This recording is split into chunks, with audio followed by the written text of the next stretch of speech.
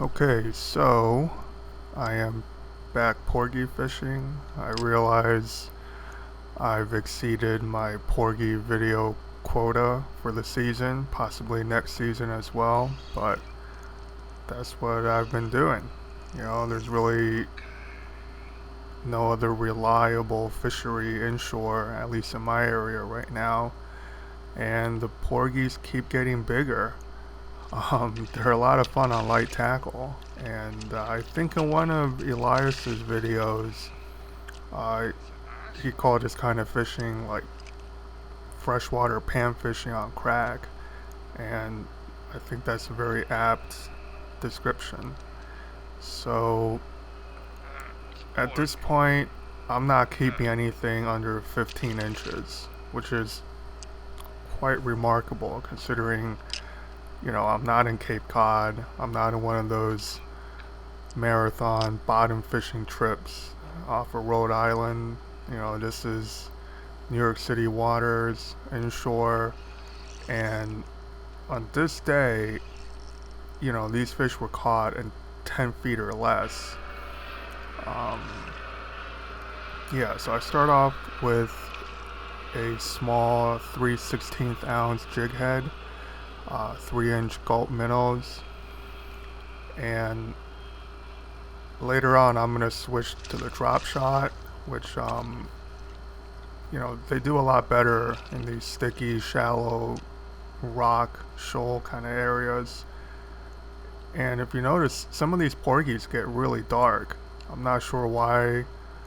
Yeah, look at that. I mean, it's, I get the kind of white silver ones, and then I get these dark gunmetal color ones. Yeah, and so that's a quick look at the drop shot. You'll get a better look later on. I use a 1/0 Gammy, I think it's a Aaron Martin's drop shot hook. And I actually have it rigged on a Decoy open swivel. About 8 to 10 inches of 6-pound test Floro for the sinker tag end, and then I think my main line is 8 pounds on that day. The rod I'm using is the Zodias 6/8 light, which is an excellent spinning rod. Freshwater I think will do great for shaky heads, Nico rig, maybe a little short for Nico, but in any case, yeah, I keep exploring shallower and shallower, and here I'm in like 4.5, 5 feet of water, and they're still around. This particular porgy fought really weird, and I thought I had like a fluke or something, but then again, all your fish are going to fight somewhat strange when they're in 5 feet or less of water, so there's really nowhere for them to go. He's not pumping as rapidly as most porgies. Later on, I found a couple of swirls near the porgies that I was catching, and I'm pretty sure there were some big bluefish just patrolling these flats. And that might be why this porgy is, he's not just fighting me, he's running for his life.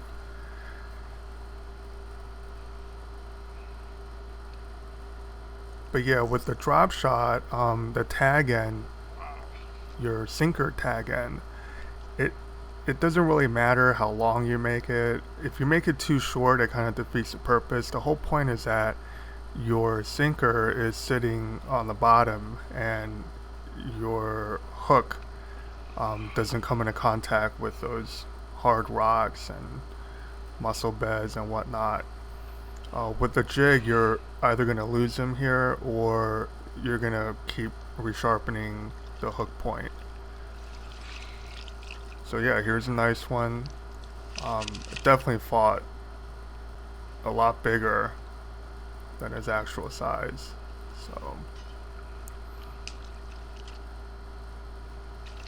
Oh, and the weight I'm using is a 1/4 ounce tungsten sinker. And there's a look at the drop shot. It's, that swivel prevents a lot of line twist, and it also gives you a little protection against the mouth of the fish. This is a exact same setup I used for drop shotting fluke, and I didn't do that too much this year, but that can be deadly, especially in the early season. So in terms of technique, I basically lob the drop shot out, and you want to keep slight tension on your sinker at all times when you're fishing this kind of structure. You don't want to give your sinker slack line to fall in between rocks, especially when you're casting out, because if that happens, then you're probably going to lose your sinker. And in this case, the tungsten sinker is the most expensive part of the rig.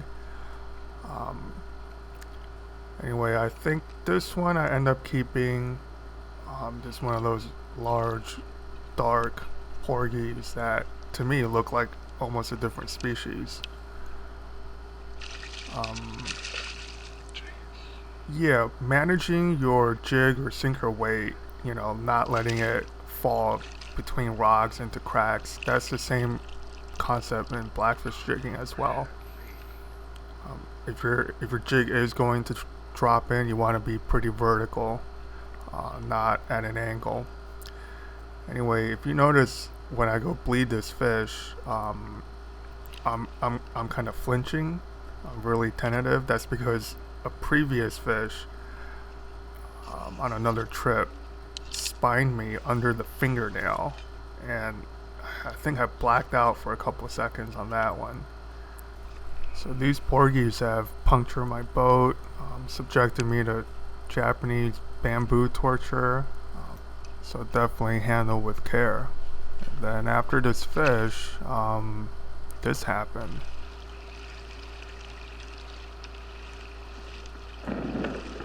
Yep. So first time for everything. I radioed my friend Lee, who was out with me that day, and he suggested we go find shelter. And yep, here we are, we beached. And that, this is 20 minutes later, and it doesn't seem like the storm is moving really fast at all. But we stayed on shore for maybe half an hour.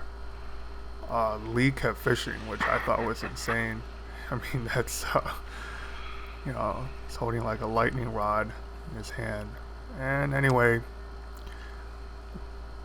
we went back to fishing another 20-30 minutes.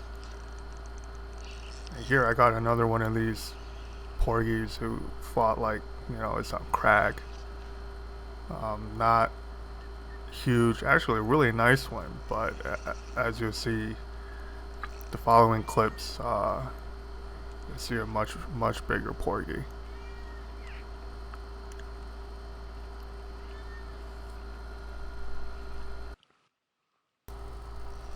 What the fuck? Yeah, that storm actually hit us while we're packing up the kayak. So wherever it was sitting right there, man, it dumped a lot of rain. So this is more of a normal porgy coloration that I'm used to seeing, just like a white, silver, pink. Sometimes their fins are edged in a little bit of blue. And I think this is the second and last porgy I kept that day. I'm just filleting these guys now. I'm not even bothered to clean them. Anyway, after this, I found some more bunker. They were all over the place, and I, had a little fun. Look at all these bunker. Crash their party right now.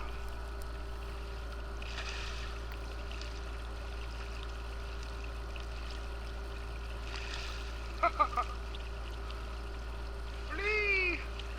Run for your lives! Yeah, I've never seen so many bunker. I've heard that the reduction boats are banned across the sound, and I think in Jersey too. Hopefully that continues. So this is another trip, very similar to the day I just had, but here I catch my PB Porgy.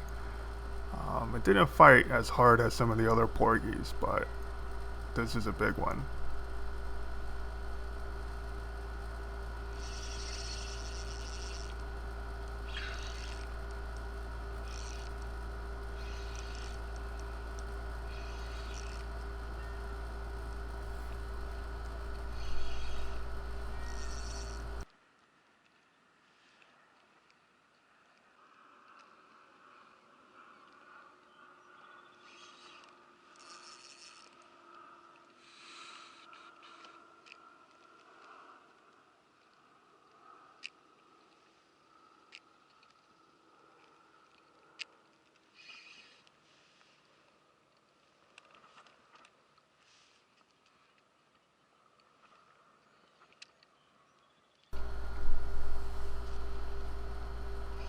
And by the way, I bought a better net.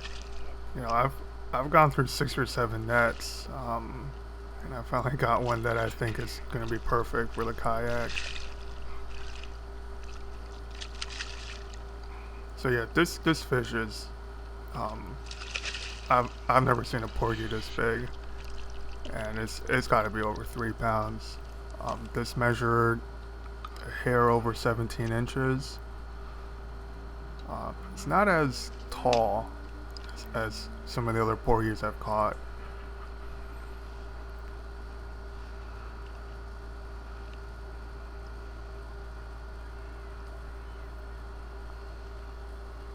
I'm gonna experiment with using slightly larger gulp too to see if I can catch more this size. I mean, if there's one, there's gonna be more. But yeah, I mean, I'm used to seeing 12, 13-inch porgies in this area last year. I haven't really done that much porgy fishing, but I mean, these are monsters. I think this, you know, this year is definitely special. Okay, so I leave you with this last fish. Nothing remarkable about him except he's got kind of an interesting face.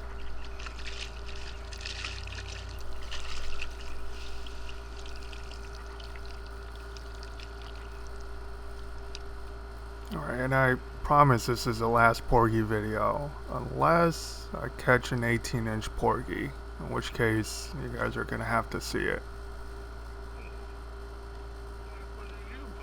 Yep.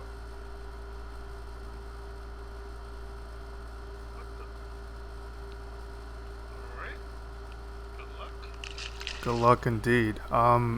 Thanks for watching. Please subscribe if you like what you see.